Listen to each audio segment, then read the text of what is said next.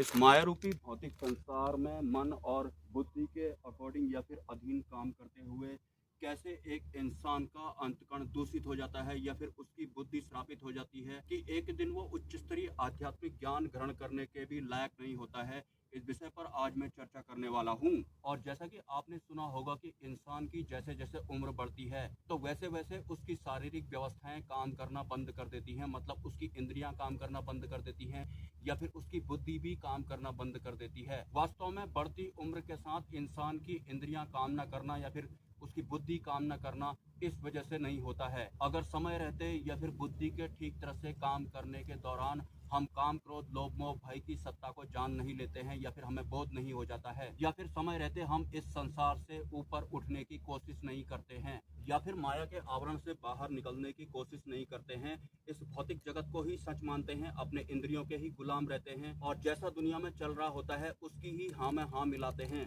या फिर पहले से ही काम, क्रोध, लोभ, मोह, भय की चपेट में आने वाले लोगों की हाँ में हाँ हम मिलाते रहते हैं। तो ऐसा करते करते हम इस भौतिक जगत की वास्तविकता से तो दूर होते ही हैं, लेकिन हम अपनी वास्तविकता से भी दूर हो जाते हैं। मतलब हम अपने आप को शरीर भी मानने लगते हैं और बुद्धि और मन के गुलाम तो हम काफी हद तक हो चुके होते हैं। ये जितना भी भौतिक संसार आपको आपकी खुली आंखों से दिखाई पड़ता है, ये बुद्धि और मन के गुलाम लोगों द्वारा बनाया गया है, या फिर जो लोग काम, क्रोध, लोभ, मोह, भय की सत्ता से ऊपर उठ ही नहीं पाए, इस संसार को ठीक तरह से जान ही नहीं पाए, उनके द्वारा बनाया गया है। तो हम भी अगर इसी मनोभाव के साथ इस भौतिक जगत में सरवाइव करते रहते हैं तो फिर हम भी बुद्धि और मन के गुलाम ही रहते हैं, या फिर काम, क्रोध, लोभ, मोह, भय सिर्फ हमारे लिए बाहरी तत्वों वाला एक ज्ञान ही होता है जिसे सिर्फ हमने अपने अंतकण में ठूसा हुआ होता है। हमने कभी भी उनके ऊपर काम करने की कोशिश नहीं की कि आखिर वास्तव में ये काम, क्रोध, लोभ, मोह, भय होता क्या है, इसे किन सत्ताओं द्वारा चलाया जाता है। फिर जिस दिमाग या फिर मन के सहारे मैं इस भौतिक जीवन में सर्वाइव कर रहा हूँ, आखिर ये दिमाग है कौन, इसके पीछे कौन है, या फिर जो मेरा मन है ये क्यों मुझे इतना प्रिय लगता है, या फिर क्यों मैं इसके अधीन हूँ, क्यों जैसा जैसा मेरा मन कहता है वैसा वैसा ही मैं करना चाहता हूँ,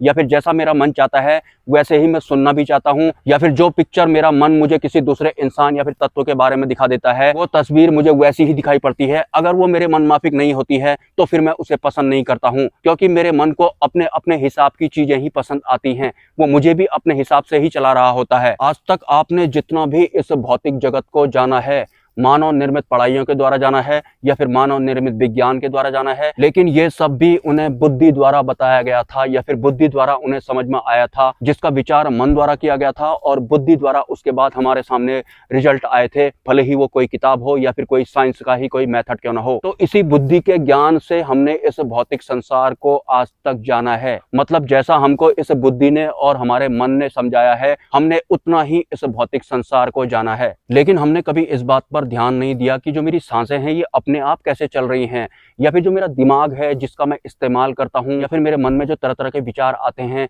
आखिर ये काम कैसे करता है, या फिर क्यों ना मैं दिमाग को और मन को ही जान लूं, मैं इनके पीछे ही पड़ जाऊं, बुद्धि, मन या फिर सांसों के पीछे ही पड़ जाऊं। लेकिन एक आम सांसारिक इंसान पूरी जिंदगी ऐसा नहीं करता है, जबकि हम इस धराधाम पर एक पर्टिकुलर टाइम पीरियड के लिए आए होते हैं और उसी दौरान अगर हमें बुद्धि का ज्ञान नहीं हुआ या फिर हमारे मन का बोध नहीं हुआ, काम, क्रोध, लोभ, मोह, भय का बोध अगर हमें नहीं हुआ, या फिर अपने इस शरीर का बोध हमें नहीं हुआ, या फिर कभी भी हमने इनको जानने की कोशिश नहीं की, तो एक पर्टिकुलर वक्त के बाद हमारा दिमाग काम करना बंद करता है या फिर हमारा शरीर काम करना बंद कर देता है, या फिर जिस काम, क्रोध, लोभ, मोह, भय की चपेट में हम आए थे वो हमारे अंतकण को पूर्ण रूप से डैमेज कर देता है। कमाल की बात है, आज तक हमको हमारे मन ने और हमारी बुद्धि ने चलाया है और जितना भी हमको समझ में आया है या फिर जैसे भी हम आंतरिक स्तर पर बने हुए हैं, इनकी वजह से ही बने हुए हैं। हम अपने बुद्धि और मन के अधीन रहे हैं तो हमारा अंतकण उसके ही अधीन वाला बन गया है, और काफी लंबे समय तक ऐसा होने की वजह से हमारा जो अंतकण होता है बहुत ज्यादा जटिल हो जाता है। देर दुरुस्त अगर हम अध्यात्म की शुरुआत भी करते हैं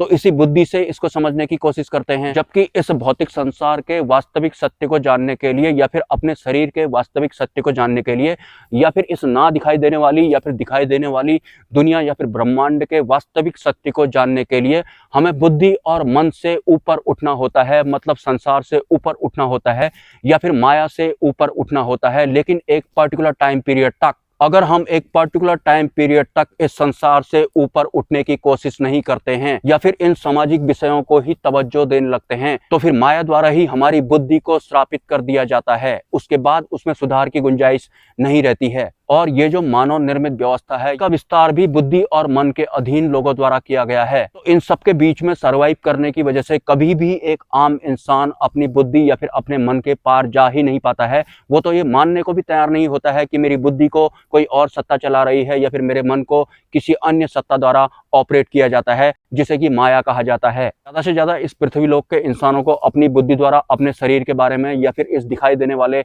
ब्रह्मांड के बारे में या फिर अनंत तारामंडल के बारे में जो भी पता लगा है, उन्होंने उसका व्यापार बनाकर बेचना शुरू कर दिया। बस मतलब ये जो मानव निर्मित विज्ञान है, ये भी कुछ इस तरह का है। मतलब जैसे जैसे हमें जो भी रहस्य पता लगते जाएंगे या फिर जो भी चीजें पता लगती जाएंगी, तुम उनका व्यापार करते रहना। तो इस पृथ्वी में पाए जाने वाले हर तत्व का व्यापार बना दिए जाने की वजह से एक आम इंसान मजबूरन अपनी बुद्धि के बल पर जीने को मजबूर हो गया है, या फिर इन व्यापारियों द्वारा इंसान को सीमित बना दिया गया है, निम्न स्तर का बना दिया गया है। इंसान को इतना भी नहीं पता है कि जिन मानव निर्मित व्यवस्थाओं या फिर व्यापारों के बल पर मैं अपनी जड़ें इस भौतिक संसार में जमाने की कोशिश कर रहा हूँ, उन्हीं मानव निर्मित व्यवस्थाओं द्वारा या फिर व्यापारों द्वारा मेरा आंतरिक खनन हुआ है, मेरा नैतिक पतन हुआ है, या फिर मेरी बुद्धि श्रापित हुई है। वास्तव में इस पृथ्वी लोक के इंसानों को बुद्धि के बल पर जो भी पता लगा है वो अच्छी बात है, लेकिन उसका व्यापार बनाने की क्या जरूरत थी, उसका व्यापार करने की क्या जरूरत थी। तो और हमारे इस भौतिक जगत में अध्यात्म के मामले में इंसान इतने निम्न स्तर का हो चुका है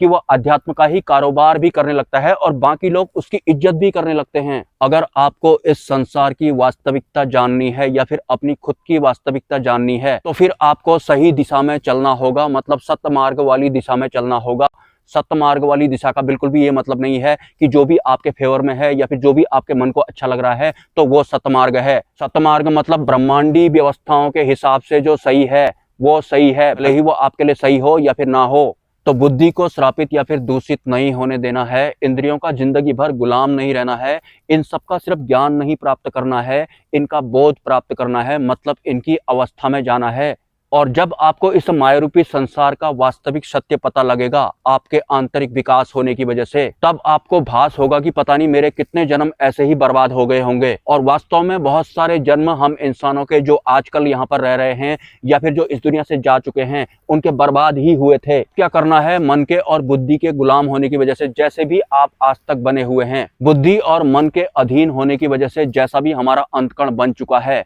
या फिर जितने भी जटिल हम आंतरिक स्तर पर हो गए हों, वो हमारी वास्तविक अवस्था नहीं है। मतलब इस पृथ्वी लोक का हर इंसान जैसा भी अपने मन के अधीन होने की वजह से या फिर अपने बुद्धि के अधीन होने की वजह से बना हुआ है, वो पूर्ण रूप से एक भ्रमित अवस्था है। वास्तविक अवस्था हर इंसान की बिल्कुल अलग होती है, लेकिन समय रहते ही इंसान ने अगर इन पर काम करना शुरू नहीं किया तो फिर माया द्वारा ही हमारी बुद्धि को भी श्रापित कर दिया जाता है और हमारा शरीर भी एक दिन ठीक तरह से काम नहीं करता है। कैसा फील होगा आपको उस दिन जिस दिन आपको पता लगेगा जैसा भी मैं आज तक बना हुआ था, मेरा तो इस अवस्था से कोई लेना देना ही नहीं था, वास्तविक सत्य से तो मैं बहुत दूर था। मतलब जिस हिसाब से अभी तक आप सोच रहे हैं या फिर इस तरह के वीडियो देख रहे हैं, वास्तविक सत्य घटित होने के बाद आंतरिक स्तर पर आप बिल्कुल भी ऐसे नहीं होंगे। तो अभी आप माया के ही अधीन हैं और वीडियो भी आप माया के साथ साथ ही देख रहे हैं, क्योंकि आप बौद्धिक बल से अध्यात्म को जानने की या फिर समझने की कोशिश कर रहे हैं और आप ऐसा करने के हैबिचुअल भी हो चुके हैं। तो सबसे बड़ा चैलेंज तो एक आम इंसान के अंदर अपनी बुद्धि और अपने मन से